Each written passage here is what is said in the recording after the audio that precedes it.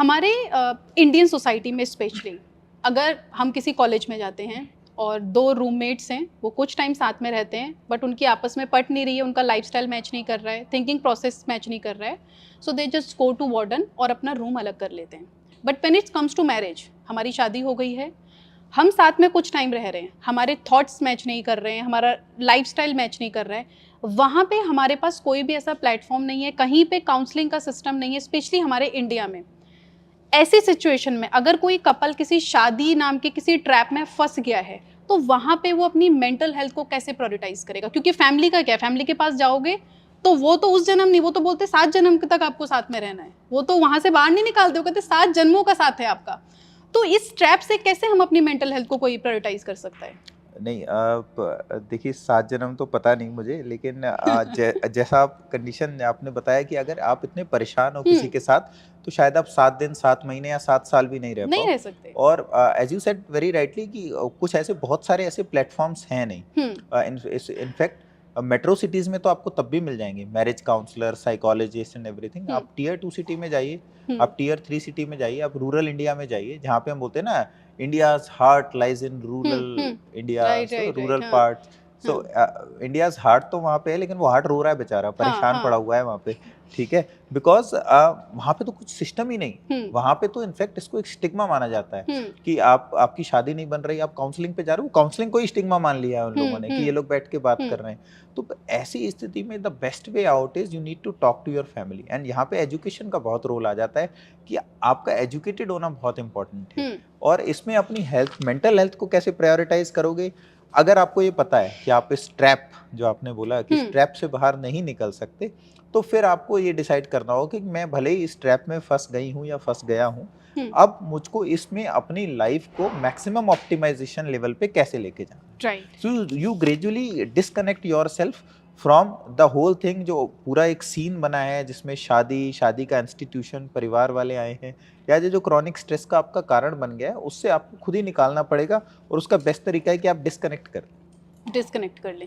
But disconnect कर लें, जब हम बोलते हैं डिस्कनेक्ट कर लें, जो मेट्रोपॉलिटन सिटीज़ हैं, दिल्ली है, मुंबई है, हैदराबाद है, चेन्नई है, यहाँ पे बहुत ईजी है क्योंकि फीमेल्स मोस्टली वर्किंग है। बट आप इमेजिन करिए एक सिनेरियो, किसी गांव में एक लेडी है जो जॉइंट फैमिली में रह रही है, वहाँ पे उसका हस्बैंड उसके साथ डोमेस्टिक वायलेंस ज़रूर हो रहा होगा, वो अल्कोहल लेता है, वहाँ पे उसको पता है कि कुछ उसके साथ गलत हो रहा है, बट वो अपनी वॉइस रेज नहीं कर सकते क्योंकि उसके पास कोई सपोर्ट सिस्टम नहीं है।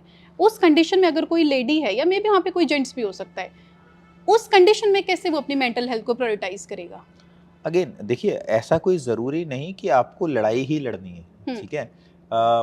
भारत जीतने के लिए जितनी झांसी की रानी की ज़रूरत थी, जितनी सरदार पटेल की और सुभाष चंद्र बोस की ज़रूरत थी, हुँ, उतनी गांधी जी की भी ज़रूरत थी, हुँ, ठीक है? और आप आज ज़्यादा याद गांधी जी को ही रखते हो, हुँ, ठीक है? नोट पे तो गांधी जी छपे हुए हैं, राइट। ठीक है?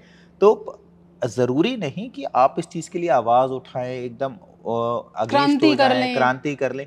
आप शांति से ये बात डिसाइड करें कि ये इंसान सुधर नहीं सकता, and I just need to मुझको ऐसा फोकस ऑन करना माई है। सेल्फ और मैं ओनली। आपको एक बहुत, और ऐसा ज़रूरी नहीं, मैंने बहुत बार ऐसे एग्ज़ाम्पल देखे हैं रूरल इंडिया में जिनमें फीमेल्स ने ज़्यादा आवाज़ उठाई है। इनफैक्ट अर्बन इंडिया में एट टाइम्स फीमेल्स कम वोकल हैं, रूरल इंडिया में काफ़ी ज़्यादा हैं। हुँ, मेरी मेड, उसका हस्बैंड उसको रोज़ शराब पी के मारता था, हुँ, तो उसने काफ़ी दिन से मार रहा था, काफ़ी डोमेस्टिक वायलेंस था, तो फाइनली उसने केस कर दी।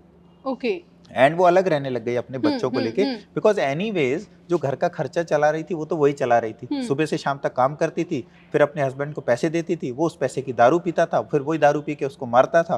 तो पूरे साइकिल में हस्बैंड का तो कोई रोल ही नहीं था, कोई रोल नहीं है। ठीक है? बच्चे भी पैदा कर दिए, उनको कुछ काम भी नहीं, कुछ उनकी हेल्प भी नहीं कर रहा उनके हुँ, परवरिश में। हुँ, सो शी डिसाइडेड इवेंचुअली कि enough is enough, and she raised her voice. But again, raising voice also doesn't mean कि आप हमेशा एक confrontational point hmm, of view से आ हुँ, जाओ। आप डिसाइड करो कि नहीं, ये मेरे पीसों में ही सुधरने नहीं वाला है, और हुँ, मेरे को कोई सपोर्ट सिस्टम नहीं है, so I will build my own system, right. And gradually you move out of that space. Hmm, so because एकदम से अगर आप चाहोगे ओवरनाइट सिचुएशन चेंज हो जाए, that's hmm, not gonna hmm, happen. और the way you do it is कि आप ग्रेजुअली प्रायोरिटाइज़ करने लग जाओ, कोई नया स्किल सीखो, कुछ नया काम करो, कुछ आपको अगर आप माइंडसेट कुछ, चेंज और करो आजकल मे बी। सोशल मीडिया इसमें बहुत हेल्पफुल है। सोशल मीडिया एक ऐसी चीज मिल गई है रूरल इंडिया को, जिसमें वो अपनी व्यथा, अपने मन की परेशानी या खुशियां हर जगह साझा कर सकता है, बता सकता है, जो ये प्लेटफॉर्म आज के करीब 10 साल पहले नहीं थे। राइट। तो that way social media comes along lot, कि आप आज एक मैसेज डालते हो, कुछ एक पोस्ट करते हो, so that can change your life also,